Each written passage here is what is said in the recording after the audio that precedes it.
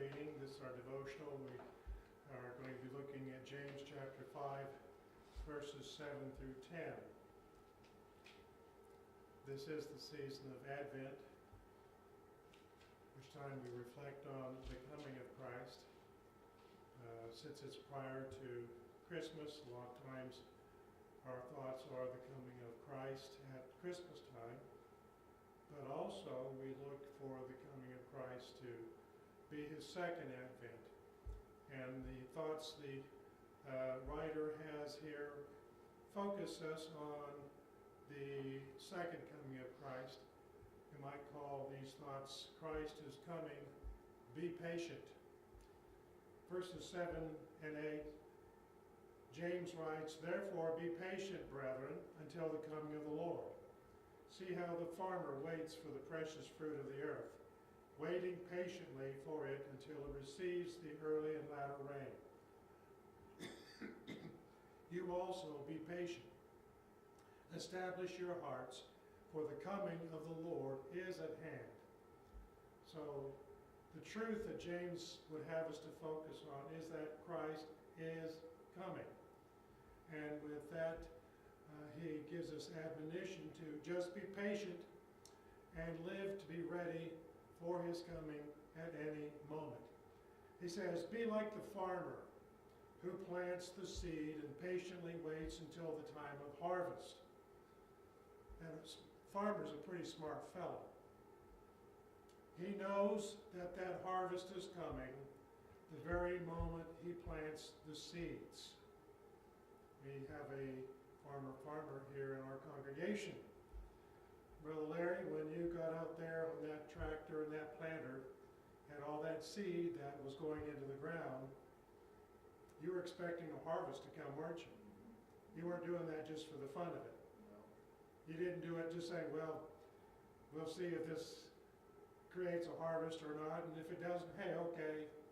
Now that was your livelihood. So you planted those seeds fully expecting a harvest to come. Farmer's a very wise man in that way. And we as the children of God should be equally wise, knowing that the coming of Christ is at hand. That farmer has the expectation of the coming crop. And he needs no proof that that crop is coming, because he has that assurance. If he planted corn, he knows corn's going to come up. If he planted wheat, he knows that wheat's going to come up. He has that assurance. James then says, since you have that assurance and you're looking for his coming, then he exhorts us to establish our hearts. Or in other words, to live expecting Christ to come at any moment. The fact is, he can come at any moment. It was true in the time of James, and if it was true then, how much more is it true in our time? The coming of Christ is a lot closer than it was in James' time. Verse 9, James says, "Do not grumble against one another, brethren, lest you be condemned. Behold, the judge is standing at the door." If we are living in expectation of the coming of Christ, then let's not fuss among ourselves. Okay? We may not agree on everything, but we don't have to fuss over those things. Remember, Christ is coming. We are accountable to each other for the things that we say. So, watch your words, because God also hears what we say, and we are doubly accountable to God for how we treat each other. The awesome fact is that the judge is at the door right now. Well, what does that mean? Well, it means that God knows our thoughts. He knows our words. And he knows our actions. We are held accountable for these things the very moment we think, say, or do them. So be careful. thoughts, words, and actions have consequences, and they never can be taken back.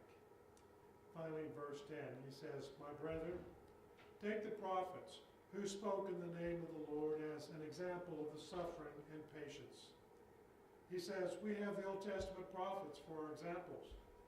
They spoke their words with the certainty that God had given them those words. You see, those words were the seeds that they planted. Just as the farmer plants his seeds, the prophets planted those words of God. Many of the words they spoke did not come to pass during their lives. That's a truth.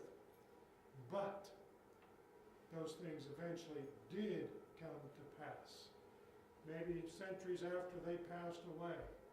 But the word that God gave through the prophets was sure and certain, and it came to pass. It may be that Christ will not come today.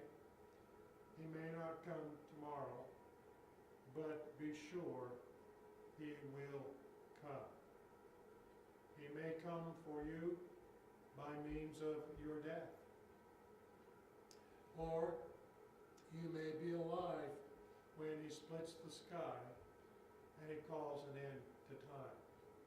The point James makes is this: Christ is coming. Be patient.